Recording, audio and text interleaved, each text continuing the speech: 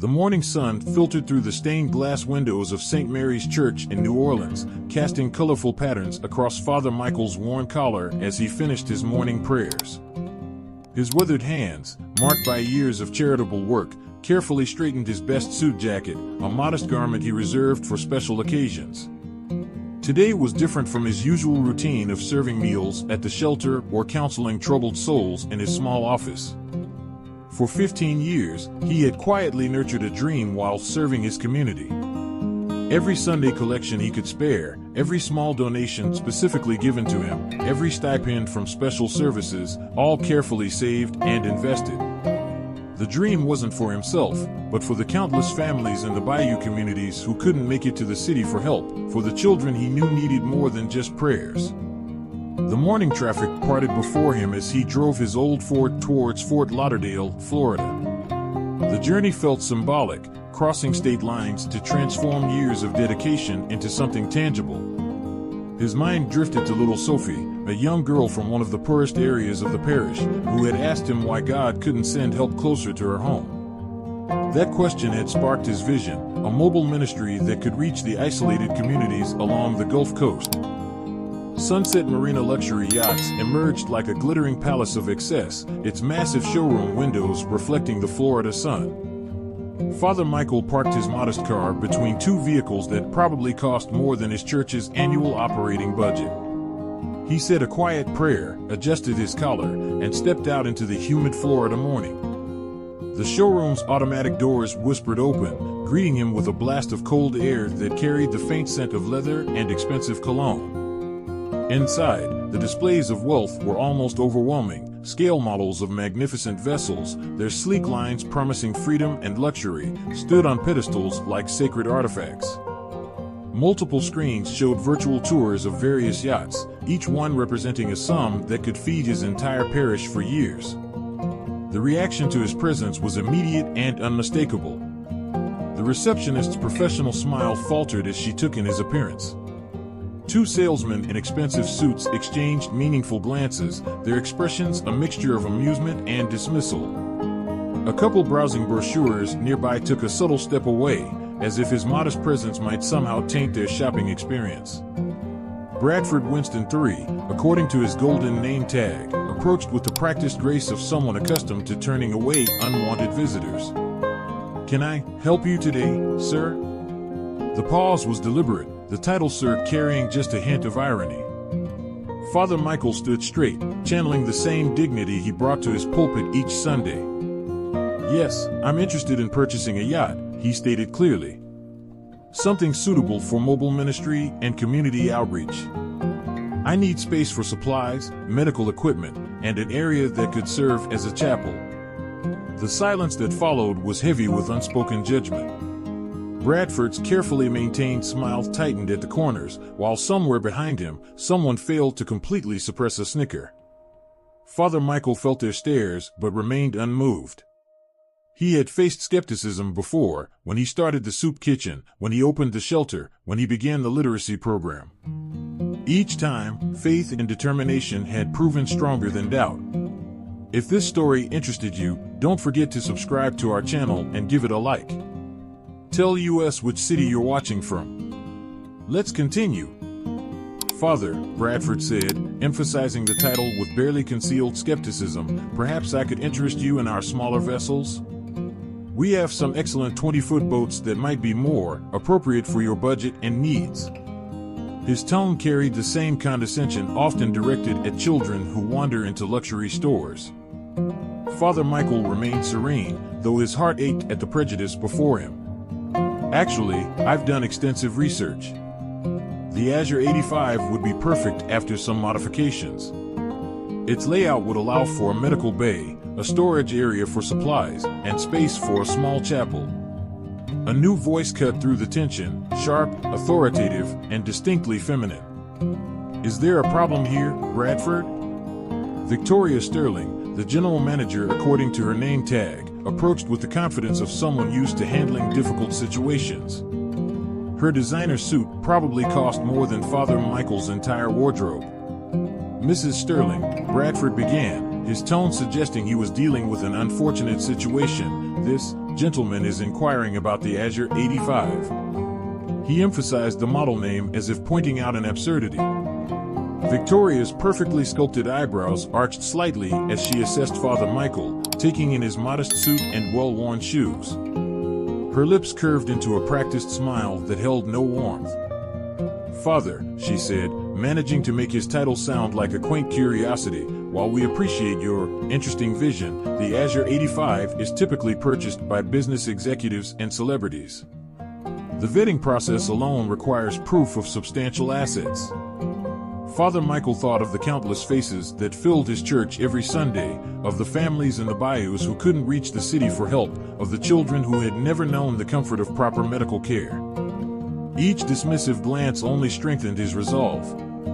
"Mrs. Sterling," he replied, his voice carrying the same gentle authority he used during his sermons, "I understand your concerns. But I assure you, I'm not here to waste anyone's time. This vessel could help us reach hundreds of families who live in isolated communities along the coast. People who need medical care, spiritual guidance, and basic necessities." Victoria's smile remained fixed, but her patience was clearly wearing thin. "While your charitable intentions are admirable, Father, this isn't a discount boat shop. The Azure 85 is a luxury vessel designed for sophisticated entertaining, not a floating church."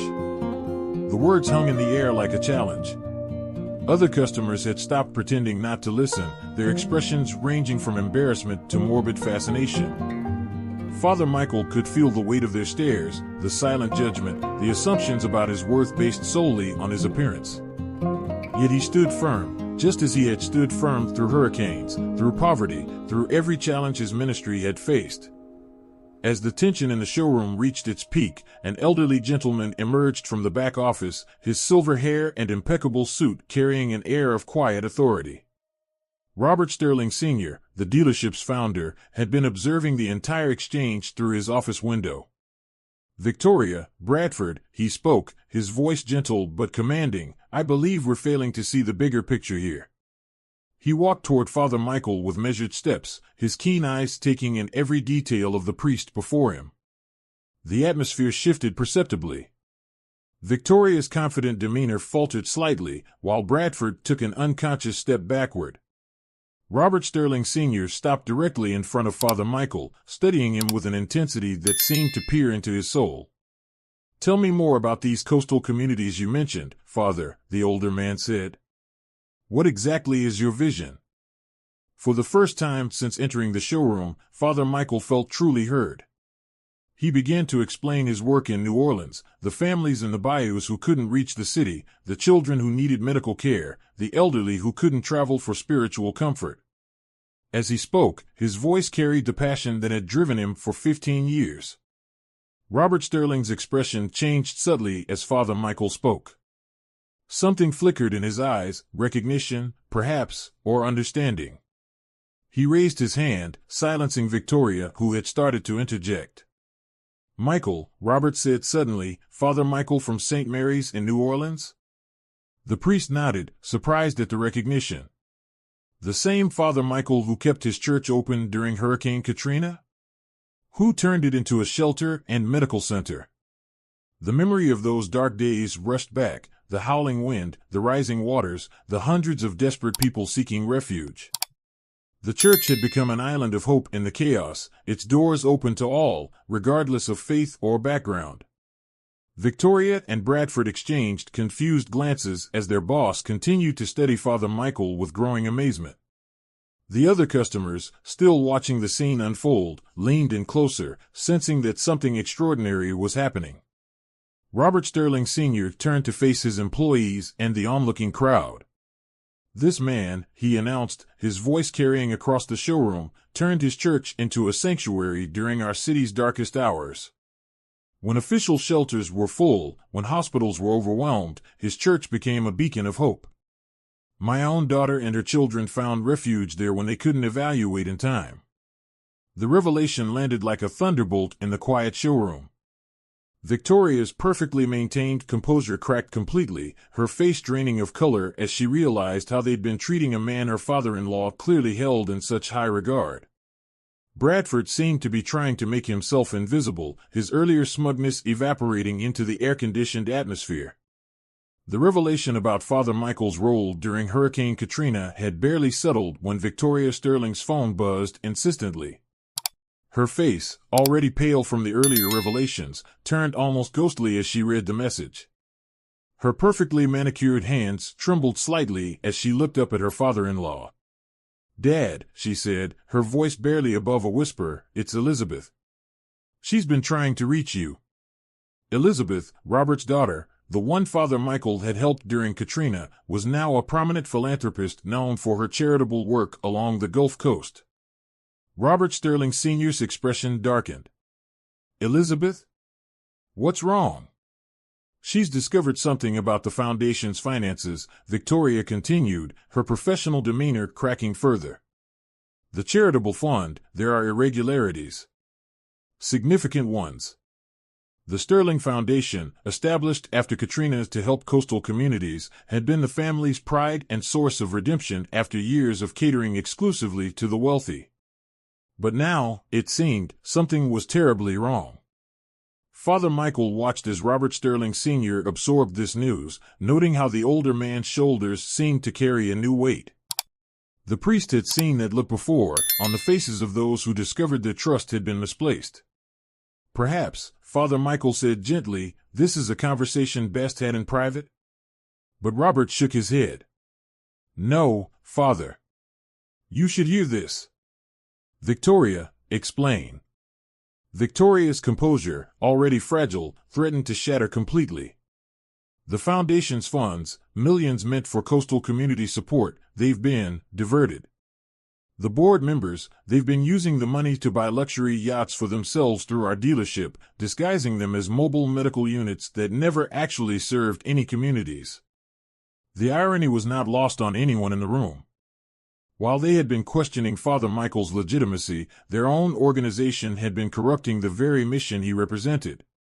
Bradford, who had been trying to become invisible against the wall display, suddenly found his voice. "Mrs. Sterling, I thought those sales were approved. The paperwork you gave me." "Silence." Robert's voice cracked like thunder across the showroom. His face had grown stormy with fury and disappointment. He turned to Father Michael, his eyes filled with a mixture of shame and determination. "Father, it seems God has a sense of irony.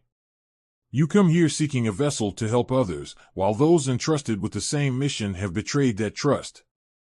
But there was something else in Robert's expression, a calculation, a plan forming. He looked at the Azure 85's display model, then back at Father Michael, then at his daughter-in-law. The others in the showroom held their breath, sensing that another revelation was coming. Robert Sterling Sr. straightened his tie and addressed the room with renewed purpose. "Ladies and gentlemen, I apologize, but we're closing the showroom for the rest of the day." His tone left no room for argument as staff began politely ushering other customers toward the exit. Once the last customer had left, Robert turned to Father Michael. "You said you had the money for the Azure 85, he asked, his voice carrying an odd note of hope. Father Michael reached into his jacket and withdrew the check he'd been saving for this moment. "Yes, every penny accounted for, earned through years of donations and careful saving." Robert studied the check, then did something unexpected. He handed it back to Father Michael. "No, Father. Put this away. I have a different proposition for you." Victoria started to protest, but Robert silenced her with a raised hand. "The Sterling Foundation owns 5 luxury yachts, all purchased with diverted funds. They're identical to the Azure 85 you're interested in, already modified for medical services, modifications that were never actually used for their intended purpose." Father Michael's eyes widened as he began to understand. Robert continued, "I propose a partnership. Not a sale, but a true mission. The Foundation will donate all 5 vessels to St. Mary's Church under your direction. Additionally," he paused, looking directly at Victoria, "the Foundation will provide full funding for operations, maintenance, and staffing, properly managed this time." Victoria's face flushed red. "Father, You cannot possibly trust us after what you've just learned. But Father Michael's response surprised everyone. Trust isn't about believing someone won't make mistakes. It's about believing they can learn from them. He turned to Robert. But I have conditions. The room fell silent. Robert Sterling Sr., a man used to making demands rather than accepting them, nodded for the priest to continue. First, no publicity. This isn't about redemption for the Sterling name. Second, the current board members must step down, all of them. And third, Father Michael's eyes showed a steel that few had seen before. Elizabeth must be put in charge of the new operation. From what I remember of her during Katrina, she has both the heart and the mind for this work. Robert's expression shifted through surprise, respect, and finally, something close to joy. You've kept track of my daughter?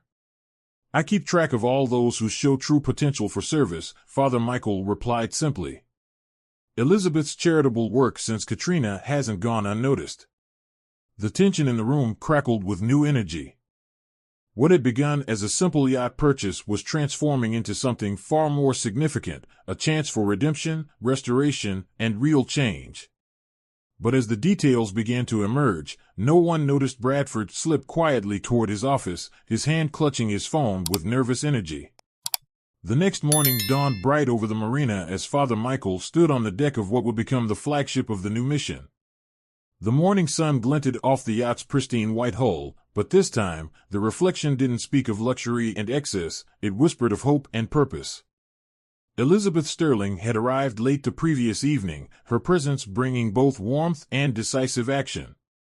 She'd spent hours with her father and Father Michael, working through the details of their partnership. But it was her confrontation with Bradford that had provided the final twist in their tale. The nervous salesman had been caught attempting to warn other board members about the impending changes, hoping to give them time to cover their tracks. Elizabeth, however, had anticipated this. Federal authorities, quietly contacted weeks ago when she first discovered the irregularities, had already been monitoring the situation. Bradford's panicked phone calls had only served to provide the final evidence needed. Now, as Father Michael watched the sunrise, Elizabeth joined him on the deck. I never thought I'd see these vessels actually fulfill their intended purpose, she said, her voice carrying the same gentle strength he remembered from Katrina. God works in mysterious ways, Father Michael replied, smiling. Sometimes the path to grace requires us to face our greatest challenges. Robert Sterling Sr. appeared from below deck, looking both tired and energized. The paperwork is complete, he announced. All 5 vessels are now officially under St. Mary's administration, with Elizabeth overseeing operations through the Reformed Foundation. Victoria, who had spent the night helping organize the transition, emerged with a thick binder. Father, these are the complete maintenance records and operational manuals. We've also compiled a list of experienced crew members who've expressed interest in joining the mission. The transformation in her demeanor was remarkable. Gone was the condescending manager, replaced by someone who seemed to have found her own purpose in the midst of crisis. As they stood there, a small crowd began gathering on the dock. Word had spread through the coastal community, and families, some of whom Father Michael recognized from his parish, had come to witness the beginning of something extraordinary. When do we begin? Elizabeth asked, her eyes shining with purpose. Father Michael reached into his pocket and withdrew the check he'd brought to purchase a single yacht. This, he said, holding it up to the morning sun, will be our first contribution to the operational fund. Every dollar still dedicated to its original purpose, serving those in need. Robert tried to protest, but Father Michael raised his hand. The best way to ensure this mission succeeds is for everyone to have something invested in it. Your contribution is the vessels and support. This is mine. As the sun climbed higher, casting its golden light across the 5 magnificent yachts that would soon bring hope to the coastal communities, Father Michael offered a quiet prayer of gratitude. What had begun as a dream of one small boat had transformed into something far greater, not just a mission of service, but a story of redemption, transformation, and divine purpose. Watching the community gather, seeing the Sterling family unite in purpose, and feeling the weight of possibility in the air, Father Michael knew that this was just the beginning. The real journey of bringing help, hope, and healing to those in need was about to begin. End of story. Dear viewers, we hope this story of faith, redemption, and divine purpose has touched your hearts. To continue this journey of inspiring narratives, we've prepared a special playlist of similarly moving stories. Find it by clicking the link to your left. If this story resonated with you, please don't forget to subscribe to our channel and give this video a like. Every day, we bring you unique stories that explore the complexity and beauty of human nature. Join our community in the comments below and share your thoughts on Father Michael's journey. Remember, sometimes the greatest miracles happen when we least expect them.